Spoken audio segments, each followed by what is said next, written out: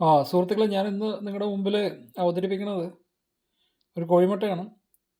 കോഴിമുട്ടയുടെ ഒരു പാക്കാണ്. അപ്പോൾ ഇതിന് കുറച്ച് പ്രത്യേകതയുണ്ട്. അതുകൊണ്ടാണ് ഞാനിത് വീഡിയോ ചെയ്യാമെന്ന് ഓർത്തത്. ഞാൻ ഇങ്ങനത്തെ കോഴിമുട്ട അധികം കണ്ടിട്ടില്ല.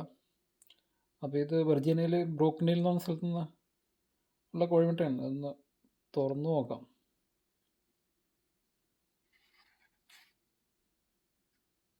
ഇത് തുറന്നിട്ടുണ്ട്. അപ്പം ഇതിൻ്റെ പ്രത്യേകത എന്ന് പറഞ്ഞാൽ ഈ വർണ്ണ നിറങ്ങളിലുള്ള കോഴിമുട്ടയാണ്. അപ്പോൾ ഇതിൽ ഒരു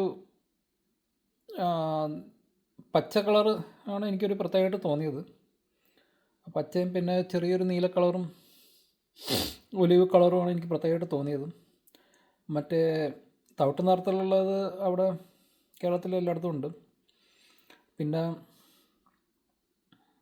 ഞാൻ ഫാംകാരോട് ചോദിച്ചു ഈ കളറ് വരാനുള്ള കാര്യം എന്താണെന്ന് ചോദിച്ചപ്പോൾ അവർ കളർ അടിച്ചതൊന്നുമല്ല. ഈ കളറ് വരുന്നത് വളർത്തുന്ന കോഴിയുടെ ബ്രീഡ് അനുസരിച്ചിട്ടാണെന്നാണ് അവർ പറഞ്ഞത്.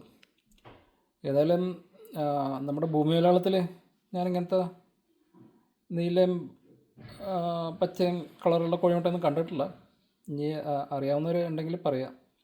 പിന്നെ അവർ പറഞ്ഞതെന്ന് പറഞ്ഞാൽ ഗ്രീൻ കളറ് വരുന്ന ബ്രീഡ് എന്ന് പറഞ്ഞാൽ മറ്റേ ഇസ്ബാർ എന്ന് പറഞ്ഞൊരു ഇനത്തിൽപ്പെട്ടൊരു കോഴിയുണ്ട്. അത് സ്വീഡനിലുള്ളതാണ്. അത് പ്യുവർ ബ്രെഡാന്ന് പറഞ്ഞു. പിന്നെ അമരക്വാന എന്ന് പറഞ്ഞിട്ടൊരു ബ്രീഡുണ്ട്. പിന്നെ ഈസ്റ്റർ എഗ്ഗേഴ്സ്, പിന്നെ ക്രീം ലെഗ് ബാർ. അതിൽ അമരക്വാന എന്ന് പറഞ്ഞാൽ അത് മെയിനായിട്ട് ചില്ലി എന്ന് പറഞ്ഞ സൗത്ത് അമേരിക്കൻ കൺട്രിയിലാണ് കൂടുതലായിട്ടുള്ളത്. പിന്നെ ബ്ലൂ എഗ്ഗ് തരുന്ന വെറൈറ്റി എന്ന് പറഞ്ഞാൽ ഈസ്റ്റർ എഗ്ഗേഴ്സ്, പിന്നെ ഈ പറയുന്ന അരക്വാന, പിന്നെ ക്രീം ലെഗ് ബാർ. അത് ഈ അരക്വാന എന്നുള്ളതും ചില്ലി എന്നുള്ള കൺട്രിയിൽ നിന്നുള്ളതാണ്. പിന്നെ പിങ്ക് വെറൈറ്റി അത് ഈസ്റ്റർ എഗ്ഗേഴ്സ് തരുന്നുണ്ട്. പിന്നെ ഒലിവും കളറുള്ളതും ഈസ്റ്റർ എഗ്ഗർ എന്ന് പറഞ്ഞ വെറൈറ്റി തരുന്നതാണ്. പിന്നെ ന്യൂട്രീഷൻ്റെ കാര്യം ചോദിച്ചപ്പോൾ വലിയ വ്യത്യാസമൊന്നുമില്ലെന്നാണ് അറിയാൻ കഴിഞ്ഞത്. പക്ഷേ ഈ പല നിറത്തിലുള്ള വർണ്ണ നിറങ്ങളിലുള്ള കോഴിമുട്ട കണ്ടപ്പോൾ ഞാനൊരു വീഡിയോ ആക്കാമെന്ന് വിചാരിച്ചു. എന്ന് പറഞ്ഞാൽ കേരളത്തിൽ ഞാൻ അധികം കണ്ടിട്ടില്ല. ഓക്കെ. പിന്നെ ഒരു കാര്യം കൂടി പറഞ്ഞേക്കാം, ഇതിൻ്റെ ഫാമിൻ്റെ കാര്യം കൂടി പറഞ്ഞേക്കാം.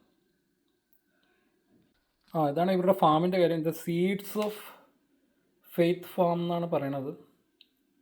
അങ്ങനത്തെ ഒരു ഫാം തന്നെയുണ്ട്. അവരുടെ വെബ്സൈറ്റൊക്കെ അവൈലബിൾ ആണ്. അത് ബ്രൂക്ക്നിലാണ്. അപ്പോൾ അതിൻ്റെ ലിങ്കും കാര്യങ്ങളൊക്കെ ഞാൻ ഡിസ്ക്രിപ്ഷനിൽ ഇട്ടേക്കാം.